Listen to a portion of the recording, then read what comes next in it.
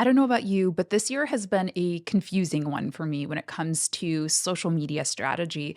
The second I feel like I've got something figured out, it changes, or even better, the platform goes away, or, a new one pops up. So, in years, seasons, moments like this, I think it really is best to go to the experts. And one of those resources for me is Metricool. Metricool is a social media scheduler, it's an analytics tool, but they also put out these really amazing reports and studies every so often. And I always find them to be so incredibly helpful at guiding my strategy. So today I want to go over their 2025 social media study. This is packed with information, and I'm going to tell you right now that I am not going to be going over all 95 pages of this, but I am going to show you some of the call outs, some of the highlights, some of the things that I've taken the most value from. So please be sure to click the link in the show notes to check out the full study for yourself. This is a really handy one to download, keep at your desk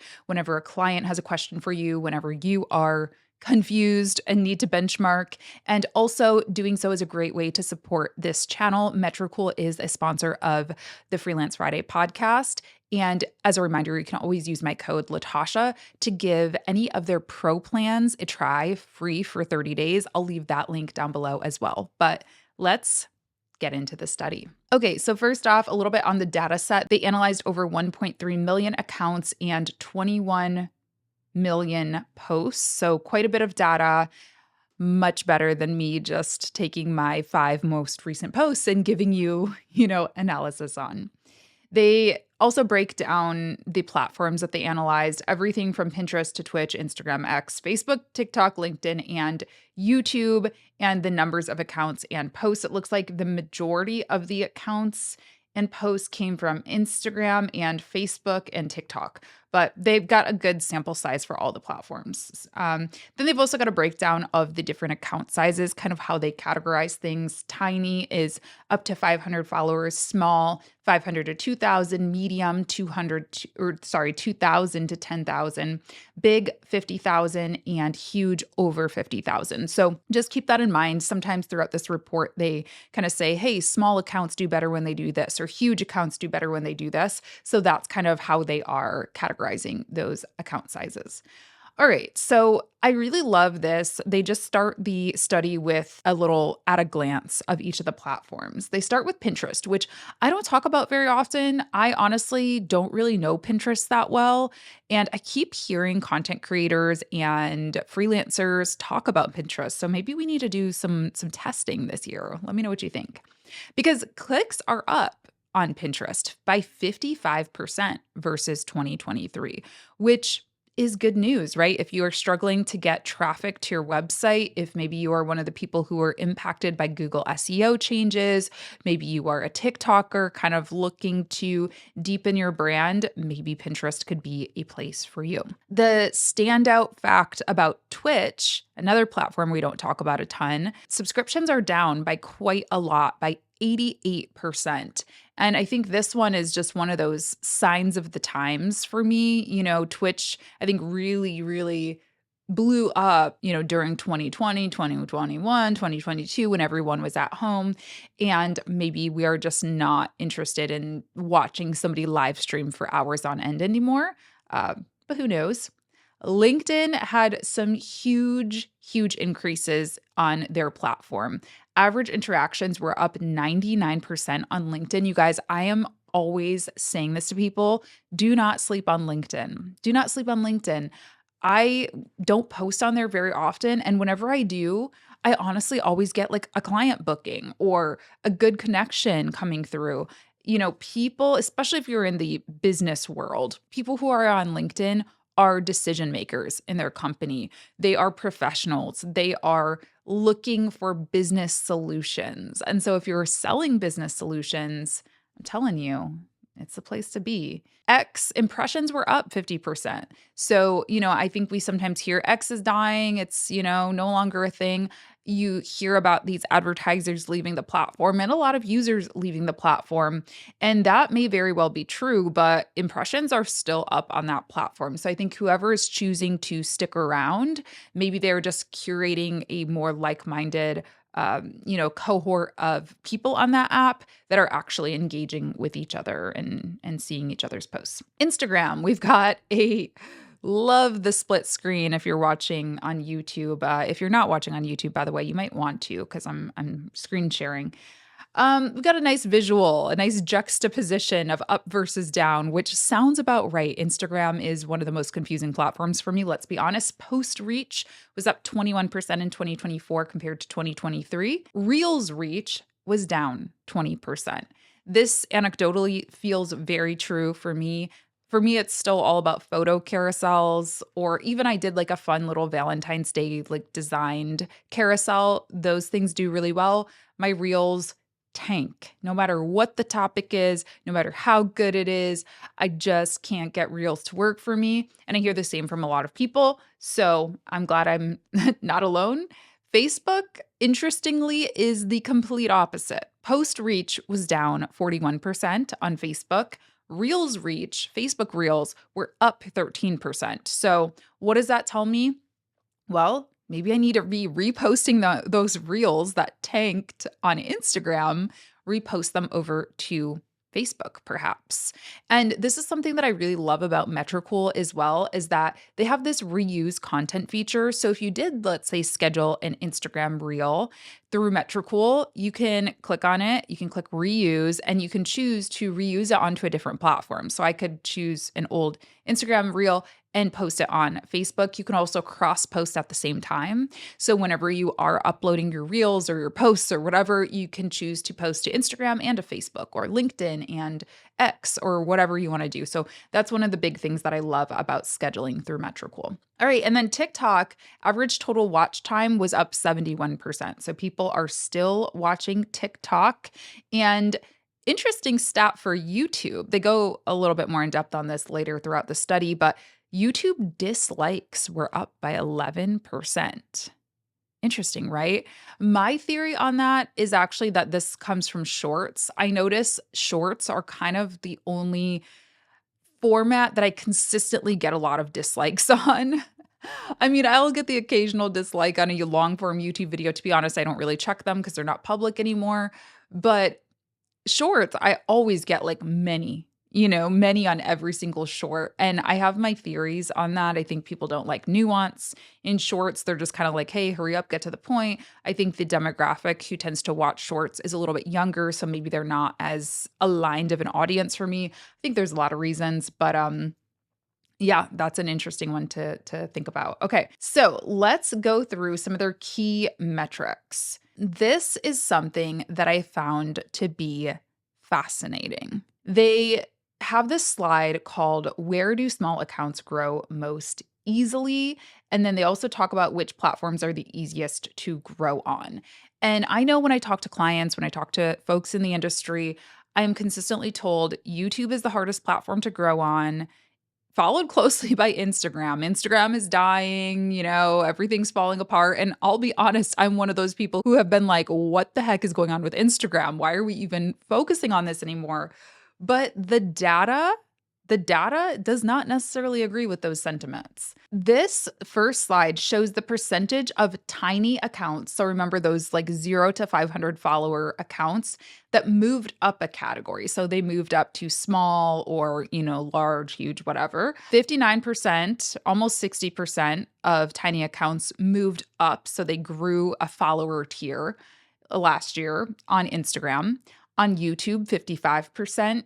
TikTok 41%, Twitch 27%, X 18%, LinkedIn 17%, and Facebook 10%. So Facebook is the hardest platform to grow a follower base on, which that tracks for me. So the next chart represents the percentage of accounts that have moved to a superior category. So from tiny to small, from medium to huge, compared to the previous study in each platform. So, according to this, the easiest platform to grow on is YouTube at 41%, followed by Instagram at 39%, followed by TikTok at 34%. So, listen, if I'm giving you advice, if you're starting social media today, if you're like, I want to be a content creator, I want to be a social media manager, whatever you want to do, my advice to you, choose one of those three.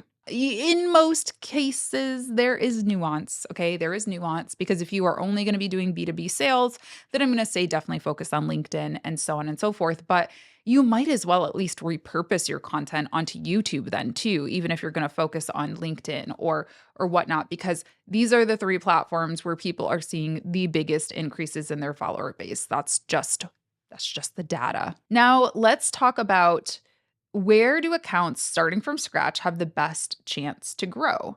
So, this next slide, they analyzed reach based on impressions per follower for accounts with less than 2,000 followers. The data shows that these platforms stand out for offering the best reach and impressions per follower, making them fertile ground even for those starting from scratch. So, YouTube is way at the top here. Again, I hear it all the time that YouTube is the hardest platform to grow on. And it is hard in that it is the most resource heavy, I think.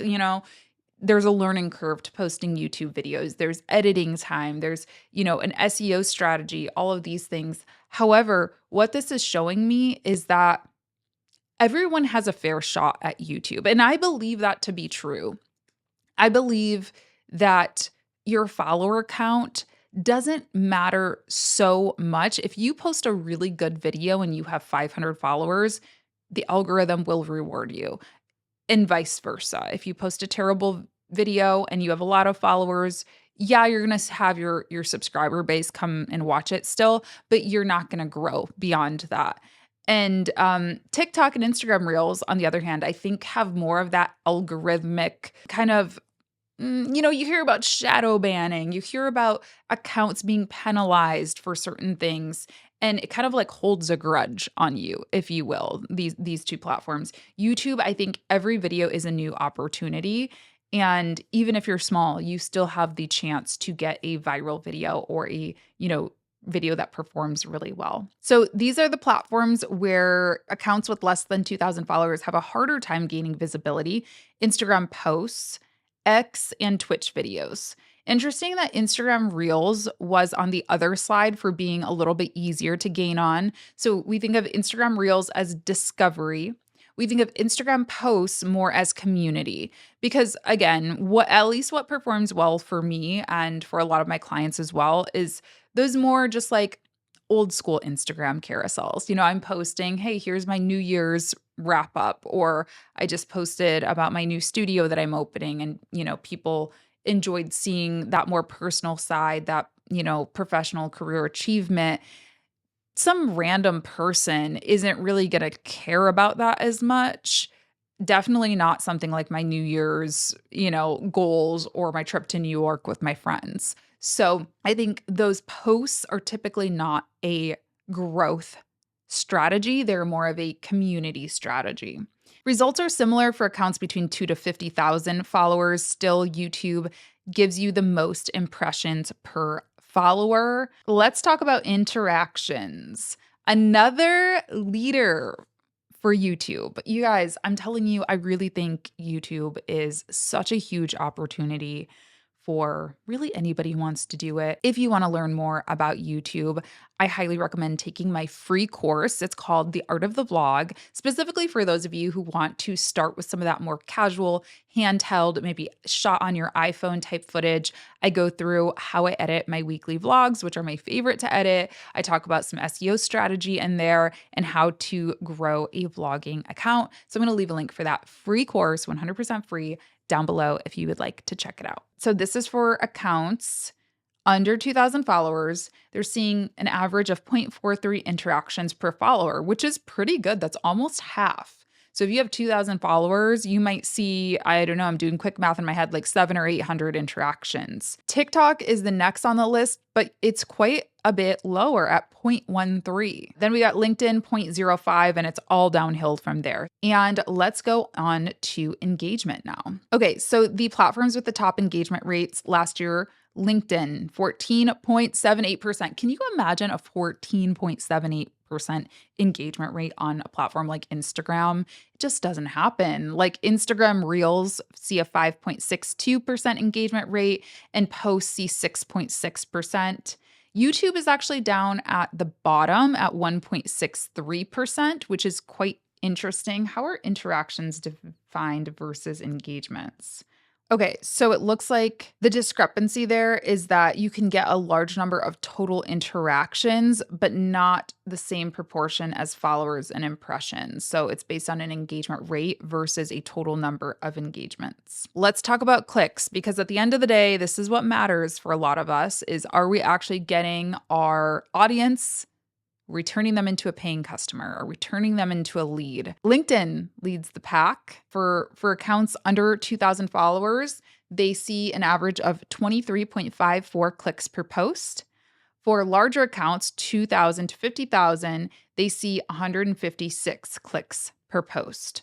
We can compare that to Facebook, 21 clicks and 130 clicks respectively. Then we've got Pinterest, for 2,000 followers or less, they're seeing an average of 4.5 clicks. And for the larger accounts, X is the next leader at 11 clicks per post, 11.8, so almost 12 clicks per post.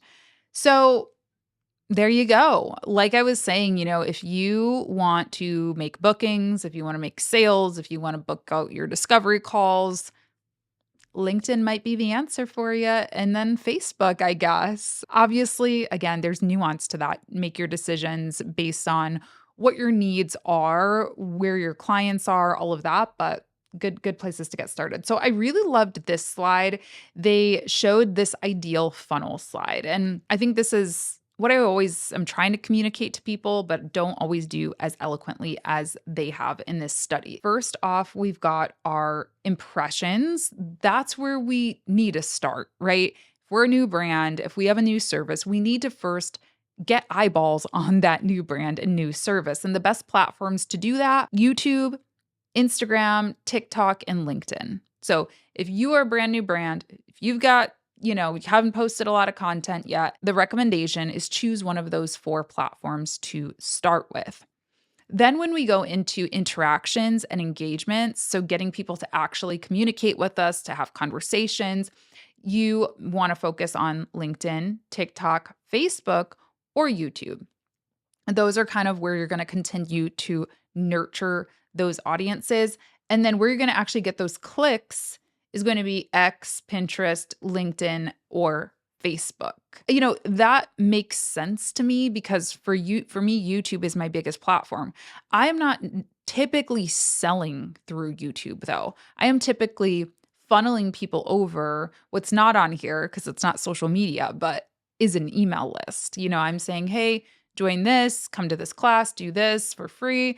And then I'm selling through email, or I'm saying follow me on Instagram or follow me on LinkedIn. And then you could connect with me on LinkedIn. And that's where I'm posting about my offers. That's where I'm posting about work stuff, So that does track for me more or less. I'm going to skip over some of these next slides because we've already been talking for quite a while. Like I said, this study is 96 pages. I highly, highly recommend you dig through this yourself because they kind of go through some breakdowns about each of the different platforms, really get nitty gritty with it. Now, something I did find really interesting, I know a lot of us are on Instagram and are interested in Instagram, so I want to cover this page. They did a deep dive into Reels on Instagram, and they showed that indeed impressions were down, reach was down, interactions were down, and post frequency was down. Impressions were down 22%, reach was down 20%, and interactions was down 17%. However, comments and engagement was up a little bit, both by about 6%. And they also talk about how, despite this shrinking performance, in absolute numbers, Reels still offer the best results compared to other formats. 52% more views and 34% more interactions on average if we compare that to posts, for example. So sometimes it can feel discouraging if you're not seeing the total numbers that you were last year, but it is important to note that they still are seeing overall better numbers than other formats, if that makes sense. So yeah, stories also, frequency was down by a huge amount, 33%. And then because of that, impressions and reach were also down. And I don't know about you all if you've heard this or experienced this, but it seems like Instagram is rewarding a low number of story posts, which I find to be the oddest thing ever. If I post one single frame on an Instagram story, I'll get thousands of views on my story. If I post a story set of 1, 2, or 3 posts, which I used to do all the time, I see like crickets. I might get 100 story views. It's so wild. And so I think that phenomenon is really driving this number, or maybe this number is driving that phenomenon. It's like what comes first, chicken or the egg? Is it the audiences are really preferring to click through almost TikTok style and see, okay, there's a post from Latasha, there's a post from this brand, there's a post from this creator, there's a post from, is it driven by user preference or is it driven by Instagram's agenda? That is, I think, the thing to always think about when we talk about the algorithm. It's like, really what we're seeing is what people are responding to. So maybe we need to think more about user behavior and less about the algorithm. Let's keep scrolling. Let's keep scrolling. I'll talk about YouTube a little bit because it is my baby. So views are up on YouTube. Again, I keep hearing from people like YouTube is over, it's all about TikTok now. And I'm just like, what? Like, of course, for some people, YouTube doesn't make the most sense and TikTok makes the most sense or whatever. But like, there are still a lot of videos that are getting a lot of views. And I think probably shorts influences this too, because we're seeing that kind of viral content style a la TikTok that are probably getting a lot of views as well. But overall views are up by 8% on YouTube. Dislikes are also up though, like we mentioned, by 11%, and engagement is down by 13%. So something to keep in mind. I will say again, personally, that does track for me the lowered engagement a little bit. They kind of annotate, could the dislikes be a way that users are trying to tell the algorithm that they don't like its recommendations? That's an interesting insight. Who knows what exactly that means, but something to keep in mind. So let's go over their best practices really quick. I really love that they kind of break things down because again, it's so much data. It's kind of like, okay, I learned all that. Now what can I put into action here specifically? First tip they give is to focus on your niche. It's incredibly difficult to succeed with general content. You really need to specialize in more specific content, and they share some examples here. They also talk about creating valuable content. With a simple short form video, sharing a simple and effective trick for your target audience, like how to clean a makeup sponge, for example, can be an online sensation. They talk about using humor. Tip number 3, keep it light. I would agree with this point more than probably anything, is I have found that audiences are not wanting the same thing that they're wanting, that they were wanting in 2021, 2022, where they wanted me to be like a professor and being very serious.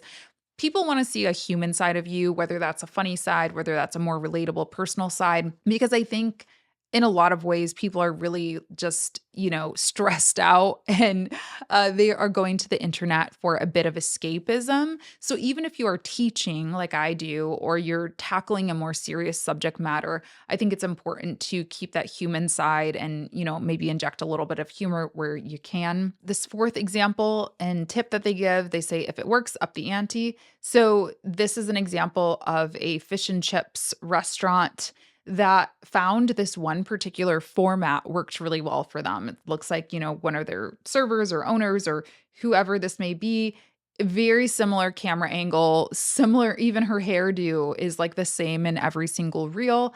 And it works. So they continuously do that. And that is absolutely something I recommend. It can get a little monotonous as a creator. It's like, oh my gosh, I'm sure she's tired of putting her hair up the exact same way, but it's working for them. For example, my podcast, right? People know what to expect when they see me sitting down with a microphone in front of this black wall, right? Continue doing what works, pull the lever on that. And then they also talk about repurposing, which I already kind of mentioned. This is something I really love Metricool in particular for, is they have this ability to, find posts that worked well and repost them to other platforms, or just post to multiple platforms at the same time when you are uploading, which is amazing. All right, so in summary, they share that video continues to be the star format. I don't think that's a surprise to anybody. Across platforms, video is the way to go. Number 2, growth and engagement require different strategies. So Again, when we're thinking about attracting a new audience versus retaining an existing audience or nurturing an existing audience, we're going to have to think about different things. Number three, authenticity and value are the keys to reach more people. So, again, we want to kind of get out of maybe that early 2020 mindset of always having to be the smartest person in the room and being super buttoned up and polished, and maybe let our human side show a little bit more and maybe be a little bit more funny, a little bit relatable, a little bit more lighthearted. I think that is what audiences are wanting today. So let me know which part of this study was the most helpful or interesting to you by leaving me a comment. And please be sure to download the entire study. I'm going to leave a link for you down in the show notes. I'll also leave a link to try Metricool's platform free on any of their pro plans for 30 days. You can use my code Latasha to do that. And I will also leave you a link to my free course, The Art of the Vlog, for anyone who is interested in giving YouTube a whirl. So thanks for sticking with me. I hope you enjoyed this episode, and I will see you in the next one. Bye.